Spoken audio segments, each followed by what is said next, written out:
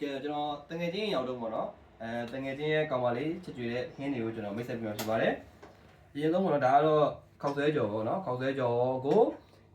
စက်သားလေးတွေရဲ့မုံလာဦးကြီးရဲ့ပေါ့နော်ချက်လာတာပါအရင်စားကောင်းမဲ့ပုံလေးပါပဲနောက်တစ်ခါဒါကတော့ကျွန်တော်တို့တုံတန်ကွာကူစလေးချက်စားခဲ့တယ်ပေါ့နော်ကြမ်းဆိုင်ဟင်းဖြစ်ပါတယ်ဒီကြမ်းဆိုင်ဟင်းမှာဆိုရင်ကျွန်တော်တို့ဒါကြက်ရိုးလေးတွေရဲ့နောက်ဒီမုံညင်းကျင်ရဲ့ပေါ့နော်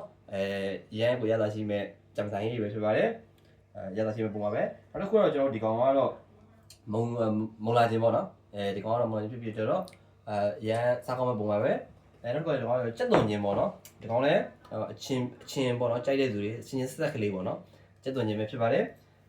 နောက်တစ်ခုကတော့ကျွန်တော်ဒီကောင်ကတော့ကျွန်တော်တို့ဒါကတော့ကိုယ်တိုင်ကြော်ထားတဲ့ပေါ့နော်ကြောက်ရွံ့ဖြစ်ပါတယ်ကျုပ်ရုံနဲ့ပေါ့နော်အရန်စားကောင်းမဲ့ပုံပါပဲဒီမှာအရောင်လေးပြုံးနေတယ်စားကျင်စပွဲလေးပေါ့နော်ဖြစ်ပါတယ်โอเคအားလုံးပဲကျေးဇူးတင်ပါတယ်ဒါပါပဲစားပါတော့မယ်